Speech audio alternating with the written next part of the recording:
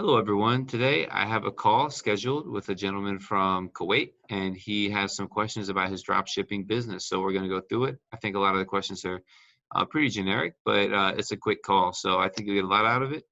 So let's get to it. Haven't done my taxes, I'm too turned up. Haven't done my taxes, I'm too Thanks for showing up at the call. Thanks for being here. I guess I want to just tell you normally how we do the calls, which you've probably seen them before, is you can just tell me a little bit about your business. I'll probably have some questions, and then you can ask me some of your questions. Very good, no problem. Great. Okay. Where are you calling Sure. from today is the first question. I'm from Kuwait. From Kuwait. Awesome. Yes. Am I the first client from Kuwait, or do you have another client from Kuwait? Yeah, I'm just getting, it's just one. I talked to someone from Jordan the other day, Iran, Iraq, Kuwait, I think United Arab Emirates, the UAE. Yeah. I think you might be one. I might have talked to one other person from Kuwait, but you might be the first one. Very good. It's okay. Okay. So should I tell you about my? Yeah. So you're doing drop shipping. I saw from the note that you started. Are you already doing drop shipping, or are you thinking about doing it? No, I already have my website, but I'm planning to have the LLC. Okay. Okay. So Yeah. I will tell you exactly a little brief. Okay. Yeah. Yeah. I'm planning to form a new single member LLC. Okay. To start my dropshipping business in a legal way. Okay. So that will help me to open a US bank account and also to apply for payment gateway like Stripe and PayPal. Yes. Okay. What I'm going to do, I will dropship a product from China and from AliExpress to US, Canada, and UK, like this country. Okay. I'm going to use the WooCommerce platform. WooCommerce. Okay. WooCommerce. So I have approximately 8 questions regarding this. Okay. Okay. The first question: do I need to get the EIN after I form the LLC or the ITIN? The EIN is the company, or the number for your company, and yes, you'll need the EIN. The ITIN is a tax number for yourself. It's a U.S. tax number for yourself personally. So it's becoming more and more likely that they're going to ask for that, especially if you use PayPal and Stripe. Sometimes it's just weird. Sometimes they don't ask for the ITIN number. Sometimes they do. So it's better to have it, to get it. There's You recommend? benefits. There's definitely benefits for having an ITIN. The biggest benefit is that, you know, what you can, if the PayPal asks for it, or if Stripe asks for it, you have it ready. But it's just weird because some people don't get it, don't have an issue, and some people need it, and the Stripe will close their account until they provide their ITIN. So it's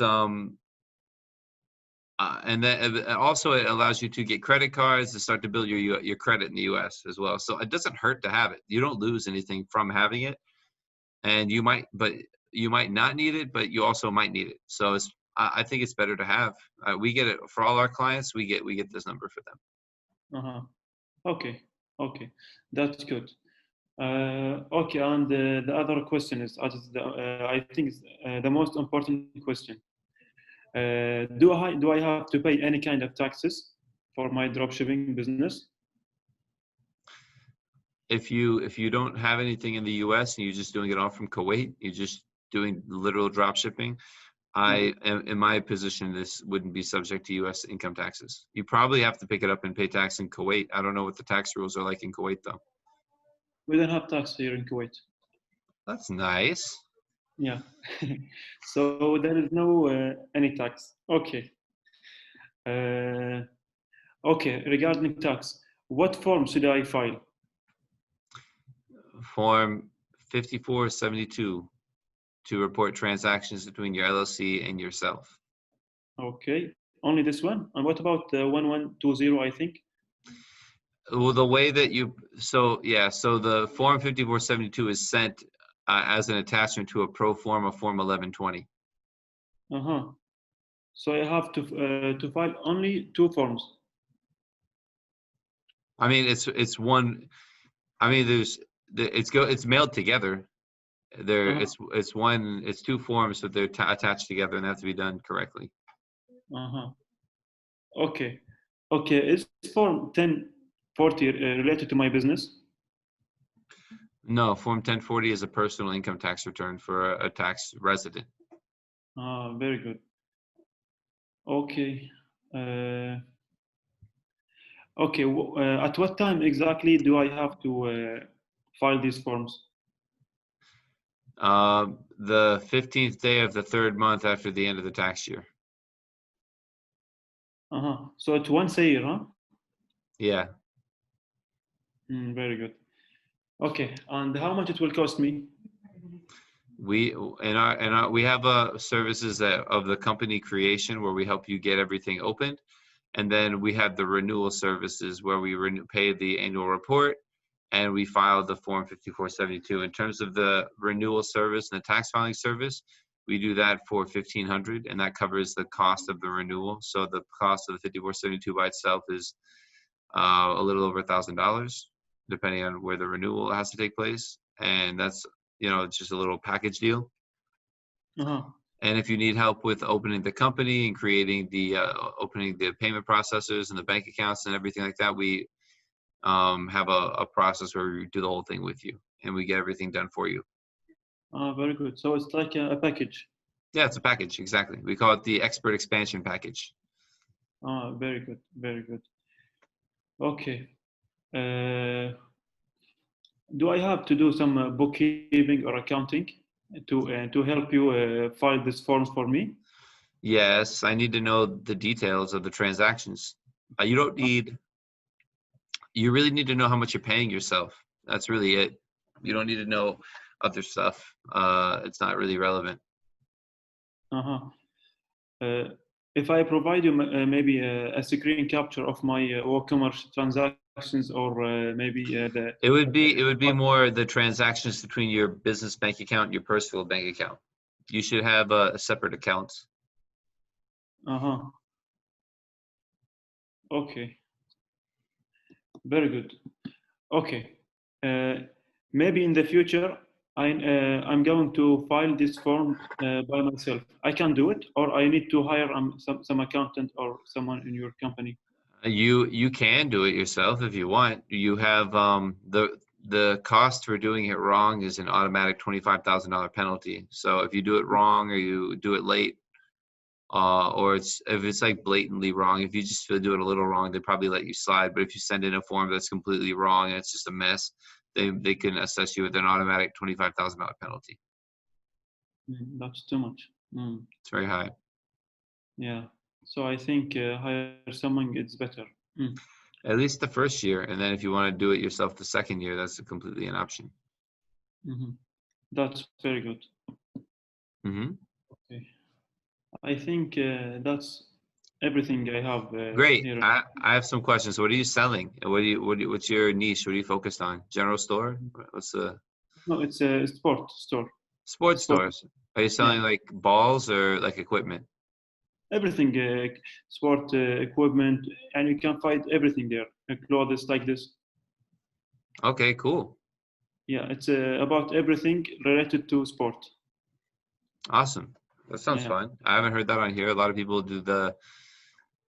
they'll do makeup or they'll do toys or something like what everyone is doing. So sports is fun. I like that.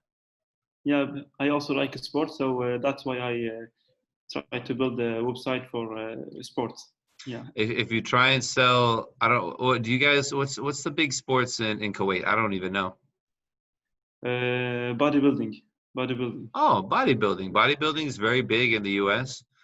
It's very. Um, the sport I think of is I know in India they're really big on like cricket, and I didn't know if there's any sports over there that you have in I mean the US is huge and you have all kinds of different demographics here, and I'm sure with your ads you'll target the right way, so you might actually be able to be successful. I'm just saying if you have sports over there that just people don't follow in the US, but if bodybuilding is the big one, then that's pretty big in the US.